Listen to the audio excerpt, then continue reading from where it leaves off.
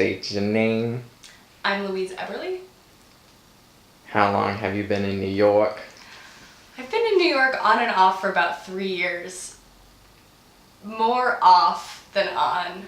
I have a hard time staying put. Do you like it when you're here? I do. That's why I keep coming back. I think also New York is a very, for better or worse, is a very easy place to come and go.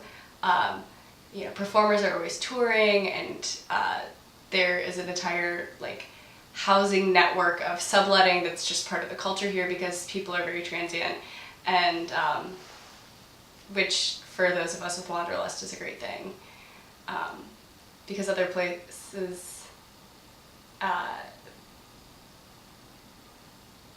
are harder to just jump right in where you left off, I think, than it is in New York. And how are you connected to Columbus? I'm from Columbus. I lived there for first 24 years of my life, with a few exceptions. I spent about 2 years in Dayton. So I grew up there. I went to Columbus Public Schools. My family's still there. I went to Ohio State. So I'm very, very deeply rooted in Columbus. What made you finally want to leave?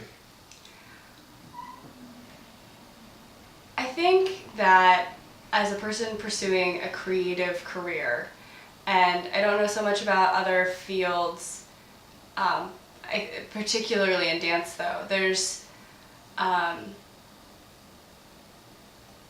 while Ohio State was phenomenal, and the resources we had access to, and maybe this is part of the problem, it was so resource rich and stimulating and involved that as soon as you're no longer associated with that institution, there's just this lacuna. You just fall into the void of okay, where can I find studio space? That's hard to get a hold of. Or where can I take professional level dance classes?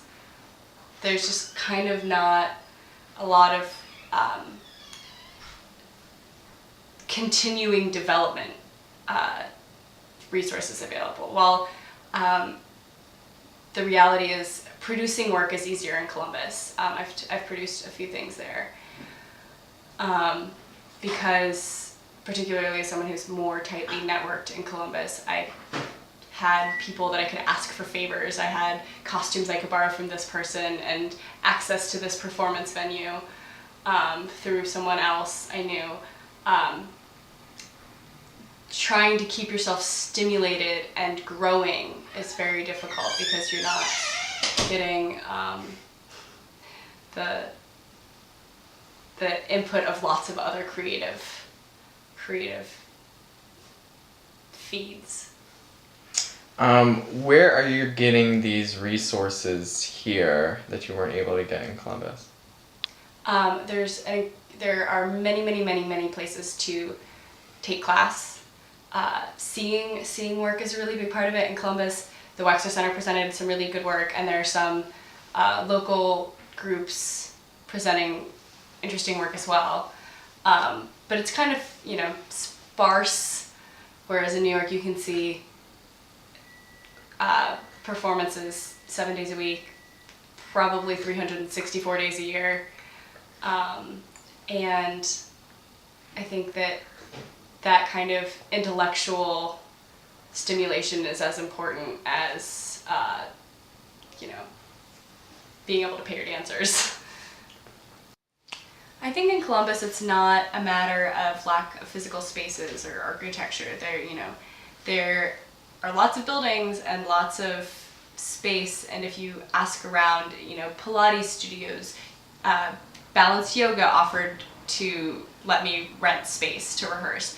It's not that the physical spaces don't exist, it's the cultural cohesion doesn't exist to have professional level classes. And I think that's kind of a cultural mindset in Columbus, maybe not among the dancers, but kind of among the community in general, which seeps into the mind of the dancers. And New York, you you're an artist, you work a day job. Everybody's an artist that then works a day job. That's the thing. And what you do for a living is not your identity. In Columbus, I would sometimes get the impression that I would have a job and I would tell people as a dancer and they're like, oh, that's such a nice hobby. And I feel like it's hard to, without this, demanding community of creative folks regularly engaging in those ways, it's hard to not just kind of fall away. And I guess probably it could be done, but it's also, I remember watching Coco bang her head against the wall. Like, she tried so hard to make this happen, and I can't really pinpoint why it didn't work, because I felt like she was doing everything right. I think part of the problem is just population density. If you don't have enough professional level dancers who are available to take a class on any given day, to have the class, you're going to open it to all levels. And so whether Feverhead or Ballet Met, like, the highest level of class you're able to take is, a beginner or an intermediate level class, which doesn't always provide the rigor a professional dancer needs to, maintain and grow. I think, can I add to that? Yeah, go. Because I think also, as far as audiences go, I feel like in New York, you're successful if you get 80 people to show up at a show. That's in a city with 8 million people. Like, what do you think is going to happen in Columbus? You get like 10, you work and you work and you work, and maybe 10 people come to see your work. And I guess that's not really what it's about, but it's definitely makes financing your productions a kind of pipe dream.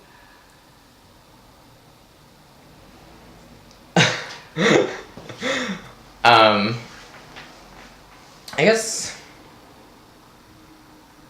was there anything that you would have wished happened in Columbus that would have prepared you for coming here? Like, either something that would have happened in school or something you would have done on your own to kind of just give you a little bit more either like experience at doing something that you could do here, or just an idea or experience or something you would have done. To be honest, I wish I had worked at a restaurant in Columbus, because there's so many restaurant jobs here and I don't have any experience and therefore can't get a restaurant job in New York, which is fine because probably I would hate it anyways. No, I think that making the transition from Columbus to New York, while it can be shocking considering the price differences, what you're used to spending on groceries in Ohio versus what you're spending on groceries, rent obviously. It's also way easier to save money in Ohio to then move, which can be advantageous. And I know that, some of the other people we've talked to have mentioned this, but I live here with people that I went to college with at OSU.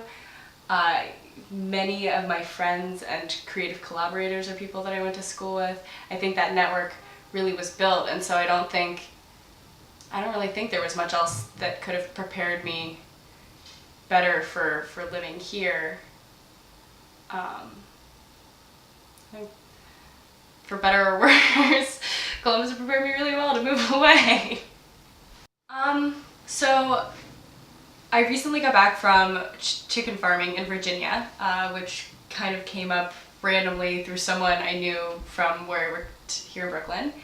And I was really excited at the opportunity to go away from the city and sit and incubate for a while, because here I feel like I had this idea of like who I wanted to be and what I wanted to do, and I see a lot of my friends and peers doing those things and being those people, and I kind of felt this disconnect. Like, I wanted to be this,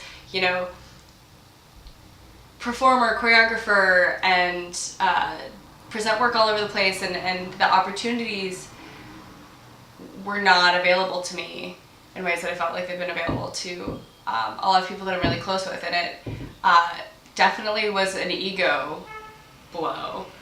And so I thought that it would be really, and I was really unhappy a lot because I was, seeing people performing in work that I wanted to perform in, and presenting in showcases that I wanted to present in, and receiving, grants and residencies that I would love to have been accepted for.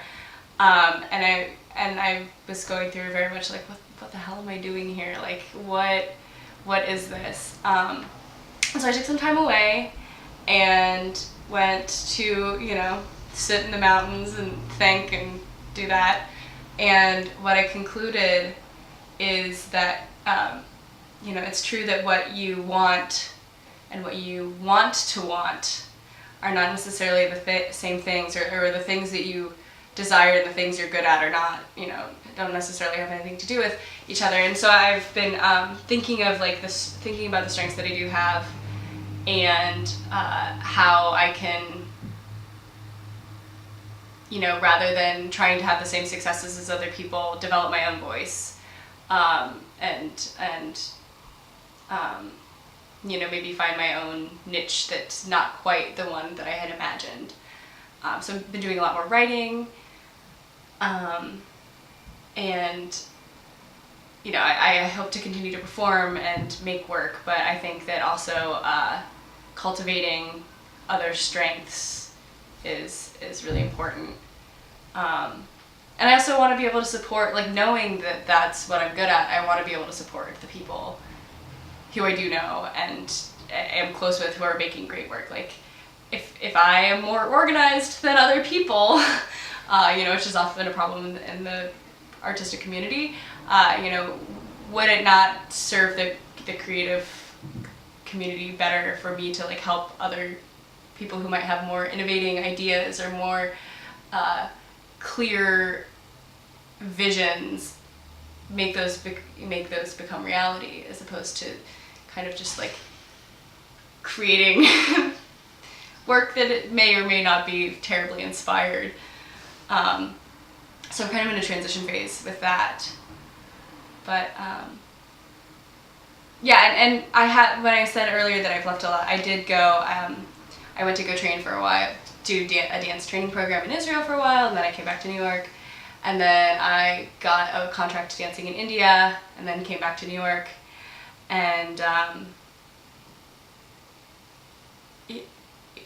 I've had a lot more success dancing other places, but this is where I want to be, so I'm trying to figure out how to make it work.